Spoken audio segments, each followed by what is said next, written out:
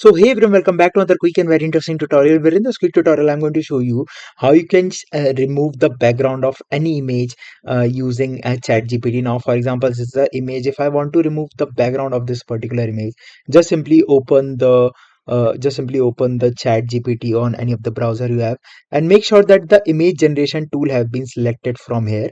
Now, add that particular image right here.